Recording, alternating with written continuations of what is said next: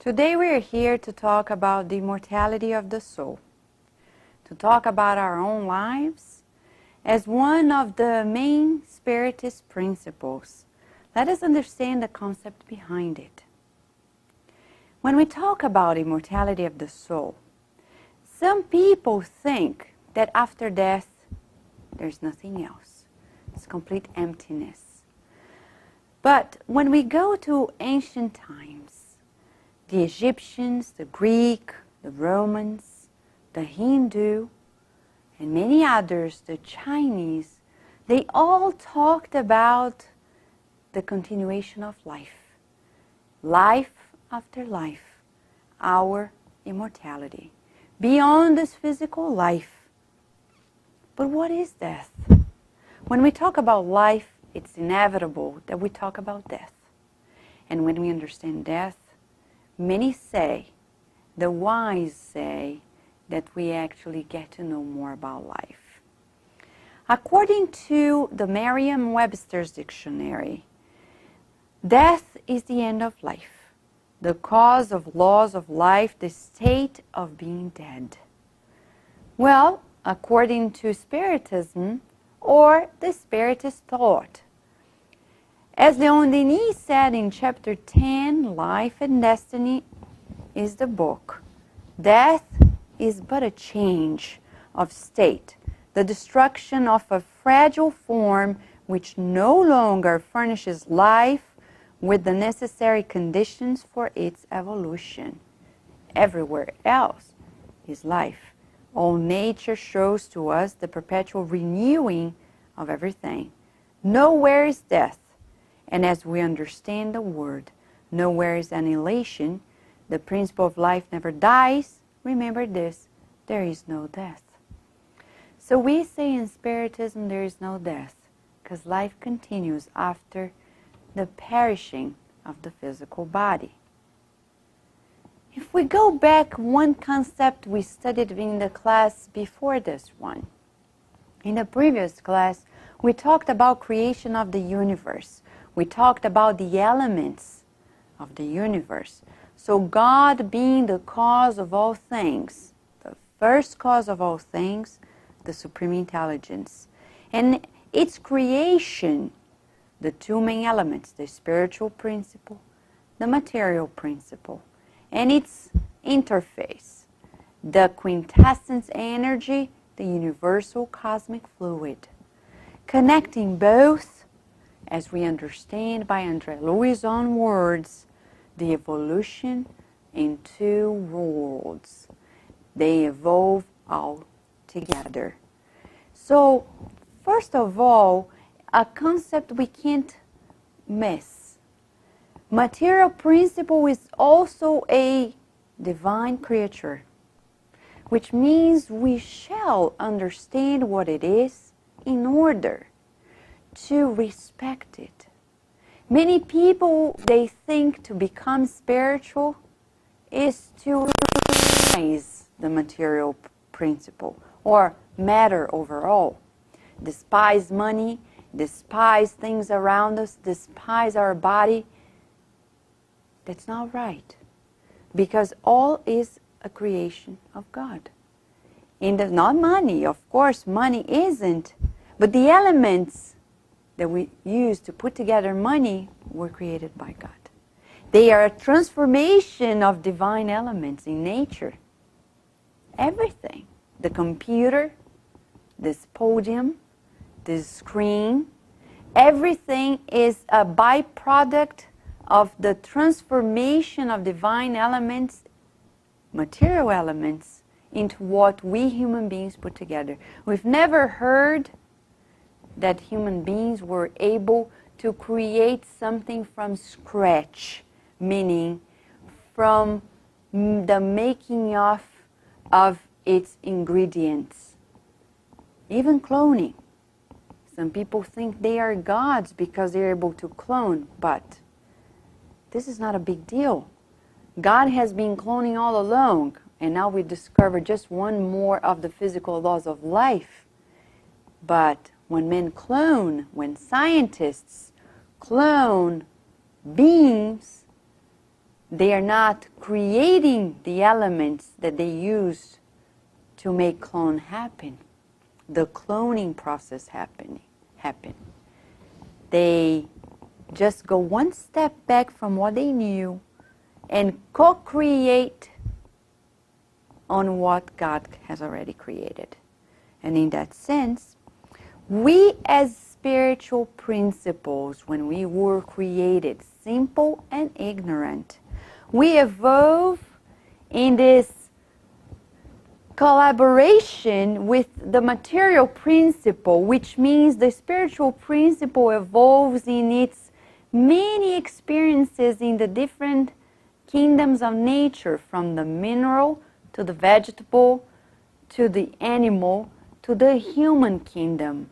So in Spiritism, we don't say that we human beings we belong to the animal kingdom. No, we don't. We belong to another kingdom, which is the human kingdom. Of course, biologically, we agree with science that we are animal-like in our instincts, in our physiology, in our morphology, in a way, but spiritually speaking, we are at another level.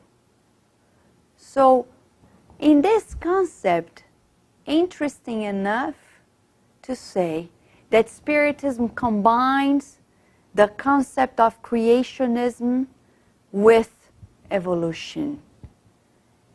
In a way, both are intricated in one another, they intersect, they form our notion of what we are, of who we are. And this is our composition as incarnates. Our triple composition, we spirits, intelligent beings, are connected to the physical body through what we call our perispirit, our spiritual body. So basically, of course, this is just a diagram, but if we could put it in another form, the way the spirits named it perispirit and Kardec defined it is because it's peri-spirit, which is around the spirit, just like a pear. So basically, this spiritual body envelops, by definition, the spirit, and is molecule by molecule. The perispirit is molecule by molecule connected to the physical body. Then we conclude that the perispirit is semi-matter because it connects to us spirits, spiritual principle, spirit, and matter. So the part of the perispirit, it's many layers, if I could say in this way, connected, surrounding the spirit, are very quintessence, very spiritual-like. And the layers that are closely connected to the physical body are more material. What is the difference between us, spirits who are incarnate spirits, and discarnate spirits? Only one, the body, the physical body. Discarnate spirits also have perispirit, and in this concept, later in a very near future class, we're going to understand the implications of this concept. Because in the Spirit's book, there is a whole chapter about sensations of spirit.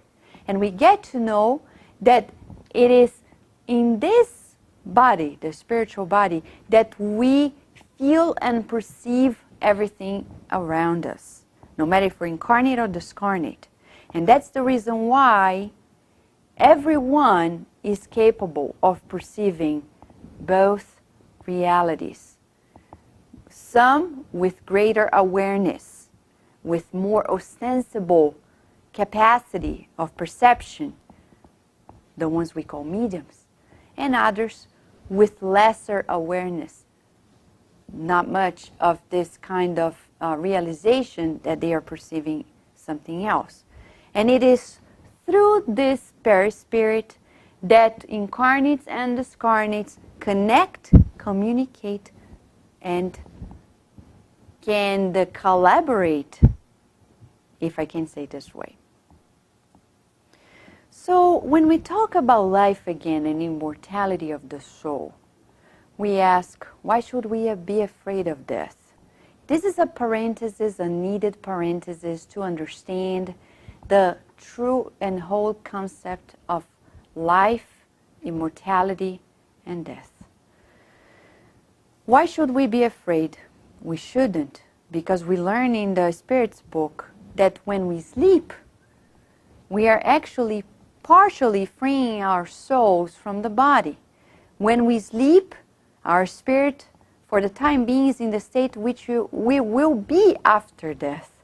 So some people are very afraid of death, but every night we die a little bit. Not saying that we perish in the physical body, but we learn how to do this transformation, or this trip, the traveling to the spirit realm. Every night, some Paul said these very words to us. And this passage that we talk about, this is a drawing that was made mediumistically by the spiritualist medium Clara Barnett, and Dr. Robert Jensen, her spirit guide, inspired her and guided her to put together this drawing that shows to us precisely what happens in the passage when we go from this life under the name of death into the next one. In Kardec's words in the book Heaven and Hell, first chapters, we learn that death is actually caused by the extinction of the physical body, the organic life. The spirit doesn't run away from its body. That doesn't happen. That is not death. Some people say, oh, my loved one left me. No, loved ones don't leave us. When they died because the physical body could not sustain their lives here. All right? And in that sense, there is a rupture of the fluidic link, as you can see here. This link is cut, and then the spiritual body that envelops the spirit is freer, and there is a separation from the body and the soul through the rupture of the fluidic link. At the moment of organic life's extinction, these are some of the possibilities of what may happen. If there is a strong connection, cohesion between our physical body and the spiritual body, then when we die, there is a painful separation for the soul. So people who are very attached to their family members, which is a very materialistic feeling, because that family is all so temporary. Previous lives we lived with other people. Future lives we may live around other people as family members. So there's no reason to be attached. Love is one thing. Attachment is another thing. So when we are to our house, to our financial conditions, to our country, because when we are truly spiritual, we don't call people foreigners. We don't call ourselves foreigners, because we feel like as if we were citizens of the world, or better, the universe. So when we have attachments, we increase this bond between ourselves and the physical body. And this is bad, because when we have to cut the links, it's harder, it takes longer. And we may even feel the decomposition of the physical body. On the other hand, when there is weaker cohesion or bond between the body and the spiritual, the physical body and the spiritual body, then there is an easy separation. And that's why we're here. To learn how to live better, so we can also go back home and experience an easier freeing of our souls from that body. Bless that body that we used, but we don't need it anymore. Bless that life that we had, but we don't need it anymore. Now it's time to move ahead, move forward, and gain new experiences, new knowledge. Knowledge from the heart, knowledge in the intellect. And when people cut their lives short, there are many points of contact still binded to one another, and the soul feels the decomposition of the body. What am I talking about? I know you may be asking, Vanessa, what are you talking about? We're talking about sudden violent deaths that were caused by unhealthy behaviors. We're talking about suicide. We're talking about murder. We're talking about violent deaths. It's likely, of course, each case has an explanation and a process behind it. But overall, the spirits told Allan Kardec through the mediums at the time that when we cut our physical lives short by killing ourselves, by killing someone else, by exposing ourselves to risky, dangerous situations, then the separation between the body and the spiritual body is very difficult, because there are still many points of contact that are enhanced by the vital energy. So until that vital energy is extinguished, we may feel, we spirits, connected to the spiritual body, to that physical body that is already decomposing, we may feel the effects of decomposition. We may read more in the near future, in another class, go deeper about it, as we understand in the book Heaven and Hell. If you read the beautiful, interesting stories of suicidal spirits in that book, we're going to understand the case we're just talking about. So then we say, is there any proof, Kardec asked the spirits in the Spirit's book, question 152, that the soul preserves its individuality after death? Many people say, but Vanessa, I think I go back to the source. Maybe, again, we said it in a previous class and we repeat it.